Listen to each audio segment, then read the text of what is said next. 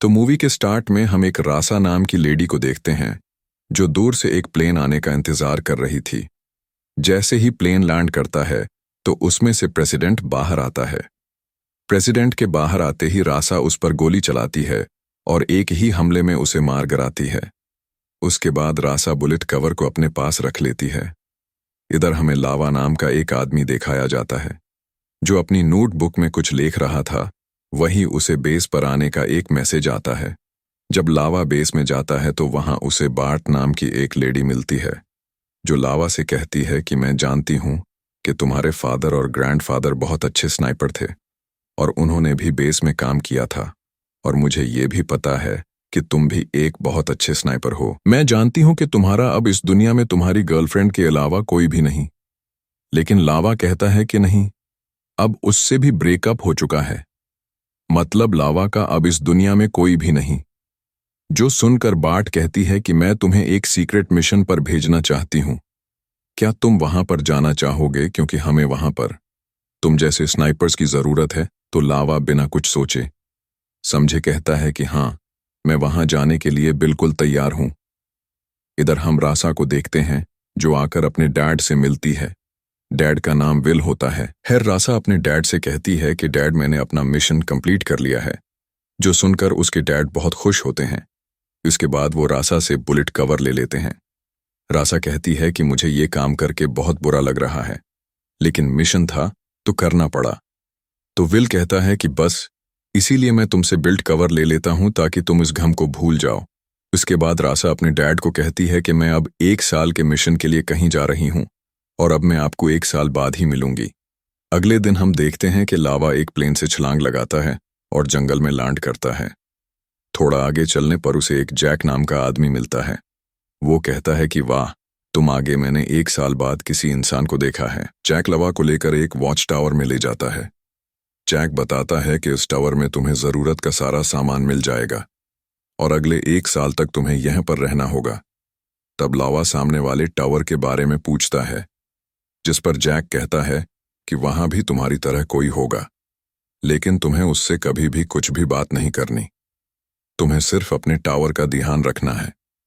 उसके बाद जैक लावा को एक दरवाजा दिखाता है और कहता है कि इस दरवाजे के अंदर बहुत से मॉन्स्टर्स रहते हैं और इस दरवाजे का तुम्हें अच्छे से ख्याल रखना होगा। इसके अलावा हर हफ्ते रेडियो पर यहाँ के हालात के बारे में बताना होगा और अपने हथियारों को तुम्हें हर 2 दिन बाद चेक करना होगा और उन्हें बिल्कुल ठीक रखना होगा। और अगर कोई भी मॉन्स्टर बाहर आया तो तुम्हें उसे किसी भी हाल में मारना होगा। उसके बाद जैक लावा को बताता है कि ये जगह इतनी प्राइवेट है कि उसके बारे में किसी को भी नहीं पता, एटलीस्ट किसी प्रेसिडेंट को भी नहीं। जैक ये भी बताता है कि यहाँ पर नीचे बायोगैस के बॉम्ब्स लगे हैं जिनको ब्लास्ट करने पर यह जगह एक ही झटके में तबाह हो सकती है, लेकिन तुम्हें कभी भी वहां पर नहीं जाना। खैर बात करने का मकसद ये है कि तुम्हें किसी तरह भी उस जगह को 1 साल तक सेव रखना होगा, चाहे जो कुछ भी हो जाए। अगले दिन जैक को एक हेलीकॉप्टर लेने के लिए आता है और जैसे ही जैक उसमें बैठ जाता है तो थोड़ा ही आगे जाने पर हेलीकॉप्टर में बैठे हुए लोग जैक को गोलियां मारकर मार देते हैं। लेकिन क्यों, ये हम लोग आगे जाकर देखेंगे। हम लोग लावा को देखते हैं जिसे अब यहाँ रहते हुए काफी दिन गुजर गए थे। वो हर हफ्ते बेस में यहाँ के हालात बताता रहता था। साथ ही लावा सामने वाले टावर के लोगों से भी रेडियो पर थोड़ी बहुत बात करने की कोशिश करता था, लेकिन वो लोग लावा से काम के अलावा कोई बात नहीं करते थे। एक दिन लावा को दूसरे टावर से आवाजें सुनाई देती हैं। जब वो अपने दूरबीन से देखता है तो वहां उसे एक लड़की काम करते हुए नजर आती है। रात को दोबारा लावा देखता है कि सामने वो लड़की बैठी थी और वो भी इसी की तरह बोर हो रही थी। वो लड़की कोई और नहीं बल्कि रासा ही थी। आज रासा का बर्थडे था और वो अकेले बैठकर ही उसे सेलिब्रेट कर रही थी। तो वो देखते हैं कि सामने लावा खड़ा था, तो रासा उससे बात करने का सोचती है। उसके बाद रासा एक पेपर पर कुछ लिखकर लावा से उसका नाम पूछती है, तो लावा उसे अपना नाम बताता है। उसके बाद हम देखते हैं कि ये दोनों काफी बातें करते हैं, जिसके बाद ये दोनों ही बहुत खुश थे। तभी इन दोनों को नीचे खाई में से कुछ आवाजें सुनाई देती हैं। जब ये देखते हैं तो वहां पर कुछ मॉन्स्टर्स थे। ये दोनों देखते हैं कि मॉन्स्टर आधे इंसान और आधे मॉन्स्टर्स थे। मतलब बहुत अजीब से क्रीचर्स थे ये दोनों उनको मारने लगते हैं। उनमें से एक मॉन्स्टर रासा के टावर के पास पहुंच चुका था, जो देखकर लावा अपनी मशीन गन की मदद से उसे मारने लगता है। लेकिन मॉन्स्टर ने इतने में रासा को बहुत जख्मी कर दिया था, तो रासा खून ज्यादा निकल जाने की वजह से बेहोश होकर वहीं गिर जाती है। लेकिन लावा उस मॉन्स्टर को मार देता है। इसके बाद वहां की ऑटोमेटिक मशीन गन भी स्टार्ट हो गई थी। तो एक बहुत बड़ा धमाका होता है, तो वहां आए हुए सभी मॉन्स्टर्स मारे जाते हैं। अगले दिन रासा उठी तो वो लावा से कहती है कि ये मेरा आज तक का सबसे बेस्ट बर्थडे था, जो देखकर लावा हंसने लगा। हम लोग देखते हैं कि अब उन दोनों को 5 महीने गुजर जाते हैं और अब तक उन दोनों की आपस में बहुत अच्छी बॉन्डिंग हो गई थी। एक दिन रासा लावा को कहती है कि वो बहुत ज्यादा सैड है और वो चाहती है कि लावा उसके पास आए, जो देखकर लावा रासा के पास जाने का फैसला करता है। लेकिन ये काम बहुत ज्यादा मुश्किल है। अगले दिन लावा एक मजाइल की मदद से रासा तक रस्सी पहुंचाता है, तो रासा उस रस्सी को एक ट्री के साथ अच्छे से बांध देती है। इससे बाद लावा रस्सी पर लटक कर रासा के पास आ जाता है। अब ये दोनों काफी टाइम बाद एक दूसरे से मिलते हैं। इसके बाद ये दोनों काफी बातें करते हैं। एक दूसरे की बातें सुनकर इन दोनों को बहुत अच्छा लगता है। उसके बाद लावा रासा को बताता है कि मैं एक पोएट्री लिख रहा हूँ, जिसका नाम है एक रात को टूटी हुई लड़की, जो सुनकर रासा को बुक का टाइटल काफी पसंद आया। उसके बाद हम देखते हैं कि ये दोनों एक दूसरे के पास आने लगते हैं और ये रात दोनों एक साथ ही गुजारते हैं। सुबह लावा को अपने टावर में वापस जाना था और अब जैसे ही वो रस्सी की मदद से वापस जाने लगता है, तो घाई में एक धमाका होता हो तो लावा की रस्सी टूट जाती है और वो पैराशूट की मदद से नीचे गिर जाता है, जो देखकर भी रासा जल्दी से अपने गन और पैराशूट लेकर खाई में कूद जाती है। इधर हम लावा को देखते हैं, जो एक ट्री पर फंसा हुआ था और एक मॉन्स्टर उसके पास आ रहा था। तभी लावा अपने पिस्टल से उसे मार देता है, लेकिन उससे पहले कि लावा वहां से बचकर भाग पाता, पीछे से एक मॉन्स्टर उसे पकड़ लेता है। लेकिन रासा वहां आकर उसे अपने गन से मारती है और लावा को आजाद करवा लेती है, जिसके बाद लावा रासा का शुक्रिया अदा करता है। उसके बाद ये दोनों उन मरे हुए मॉन्स्टर्स को देखते हैं, तो उन्हें पता चलता है कि ये कोई मॉन्स्टर्स नहीं, बल्कि 19 के जमाने के ऑफिसर्स हैं, जो अब बहुत अजीब से क्रीचर्स बन चुके हैं। उसके बाद वहां पर इन दोनों को एक चर्च मिलता है, जहां ये देखते हैं कि वहां बहुत से मॉन्स्टर्स मरे पड़े थे। आगे बढ़ते हुए इन दोनों को एक सीक्रेट डोर नजर आता है, जिसके अंदर जाने पर उन्हें पता चलता है कि ये एक लैब है, जहां पर कुछ साइंटिस्ट्स किसी तरह का कोई एक्सपेरिमेंट कर रहे थे, लेकिन वो सभी के सभी उसी एक्सपेरिमेंट के दौरान पी मारे गए थे। वहां पर उन्हें एक पुराना टीवी मिलता है, जिसे ऑन करते ही उनके सामने एक माया नाम की साइंटिस्ट आई। वो बताती है कि ये वीडियो 1945 में बनाई जा रही है। हम लोग एक बायो बॉम्ब बना रहे हैं, लेकिन एक भूकंप आया और उस भूकंप की वजह से हमारा बनाया हुआ बायो बॉम्ब हुआ में मिल गया और उसकी वजह से यहाँ पर मौजूद सभी चीजों पर असर पड़ने लगा और इंसानों की बॉडी मॉन्स्टर्स में तब्दील होना शुरू हो गई। इसी वजह से हम लोगों ने उस जगह को पूरी तरह से बंद कर दिया था। तब लावा और रासा ये बात समझ जाते हैं कि क्यों गवर्नमेंट इस जगह को दूसरों से छुपाती है। उन्हें यह भी पता चलता है कि 19 में बनाए गई बायो बॉम्ब्स में से कुछ अभी भी यहीं पर सेव पड़े हैं। उसके बाद ये लोग मॉन्स्टर्स की सारी डिटेल्स को पढ़ते हैं। उन्हें ये पता चलता है बॉम्ब्स की रैंक 4.2 किलोमीटर्स होती है। अब ये दोनों जल्दी से यहाँ से निकलते हैं और जाते हुए लावा रासा से कहता है कि अगर मैं यहाँ से ना निकल पाया तो ये बात याद रखना कि मैं तुम्हें पसंद करने लगा हूँ। उसके बाद ये दोनों ऊपर जाने का रास्ता ढूंढने लगते हैं।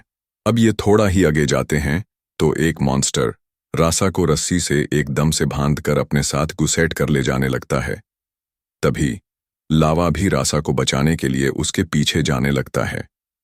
नीचे जाने पर रासा के सामने वो मॉन्स्टर खड़ा था और वो उसे मारने ही वाला था कि तभी रासा खुद को किसी तरीके आजाद करवा लेती है और उस मॉन्स्टर से लड़ने लगती है। तभी लावा वहां पर आ जाता है और अपने गन से उसे मार देता है। उसके बाद ये दोनों साथ मिलकर बहुत खुश होते हैं। खैर, अब दोनों ऊपर जाने का रास्ता तलाश करने लगते हैं।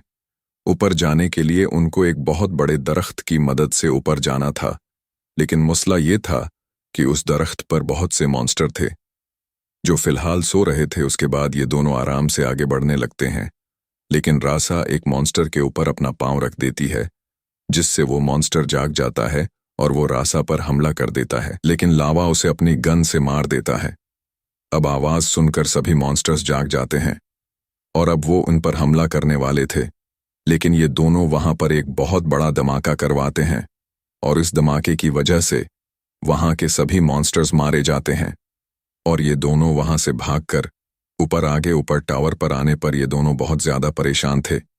तो रासा लावा से कहती है कि हमें यहां से भाग जाना चाहिए।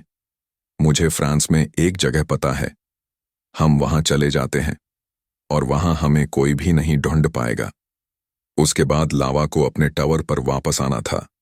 वापस आने से पहले लावा रासा से कहता है कि मैं तुम्हें प्यार करता हूं। तो रासा कहती है कि मैं भी अगले दिन लावा रेडियो पर बार्ट से बात कर रहा था। तो बार्ट लावा से पूछती है, लावा क्या वहां लर सब ठीक है? तो लावा बार्ट से झूठ बोलता है और कहता है कि हाँ, यहाँ सब ठीक है। बार्ट कहती है कि हमें रेडियो से पता चला है कि नीचे खाई में कुछ हुआ है, तो क्या तुम नीचे खाई में गए थे? तो लावा कहता है कि मैं तो नहीं गया। जिस पर बार्ट कहती है तो फिर हो सकता है दूसरे टावर के लोग नीचे गई होंगे। बार्ट कहती है कि चलो कोई बात नहीं, लेकिन बार्ट ने कंप्यूटर से लावा और रासा को एक साथ देख लिया था। अगले दिन लावा और रासा एक साथ अपनी गन्स ठीक कर रहे थे, लेकिन ये दोनों देखते हैं कि उनको मारने के लिए हेलीकॉप्टर्स उनकी तरफ आ रहे थे। ये देखते ही दोनों यहां से भागने लगते हैं और बार्ट ये सब अपने कंप्यूटर से देख रही थी और इसी ने ही उन दोनों को मारने के लिए अपने ऑफिसर्स को भेजा था। इधर लावा और रासा देखते हैं कि ड्रोन्स उनको मारने के लिए उनके पीछे आ रहे थे, लेकिन ये दोनों अपने गन्स से उनको शूट करने लगते हैं। उसके बाद दोनों ऊंचाई पर चले जाते हैं और रासा देखती है कि बार्ट उनके टावर में थी, तो ये दोनों वहां पर मौजूद बायो बॉम्ब्स को ब्लास्ट करने लगते हैं, जो देखकर बार्ट और उसका साथी यहां से हेलीकॉप्टर की मदद से भागने लगते हैं। तब तक लावा और रासा बॉम्ब्स की रेंज यानी 4.2 किलोमीटर दूर जा रहे थे, जिससे ये दोनों धमाके की रांग से बाहर आ सका। रासा 4.2 किलोमीटर से बाहर चली गई थी, लेकिन लावा रासा से किसी वजह से पीछे था, तो वो धमाके की रेंज में आ जाता है और पानी में जा गिरता है। ब्लास्ट की वजह से बार्ट जो हेलीकॉप्टर में थी वो भी मारी गई। काफी टाइम बाद हम देखते हैं कि रासा अब फ्रांस में थी। वो लावा को बहुत मिस करती थी क्योंकि ये दोनों एक दूसरे को पसंद करते थे, लेकिन अब उसने लावा को खो दिया था। एक दिन रासा रेस्टोरेंट में काम कर रही थी, तभी उसे वहां पर लावा नजर आता है, जिसे देखकर वो बहुत ज्यादा खुश होती है। उसके बाद ये दोनों एक दूसरे से मिलते हैं, तो लावा रासा को बताता है कि मैं किसे बच गया था, लेकिन मुझे रिकवर होते हुए काफी टाइम लग गया, लेकिन मैं अब यहाँ पर तुम्हारे साथ काम करना चाहता हूँ और अपने आगे की जिंदगी तुम्हारे साथ गुजारना चाहता हूँ। इसके बाद ये दोनों एक दूसरे के पास आते हैं और इसी के साथ ये मूवी यहीं पर एंड हो जाती है। आपको ये मूवी कैसी लगी कमेंट्स में लाजमी बताना और वीडियो को लाइक करके चैनल को भी सब्सक्राइबर कर लेना। Thanks for watching.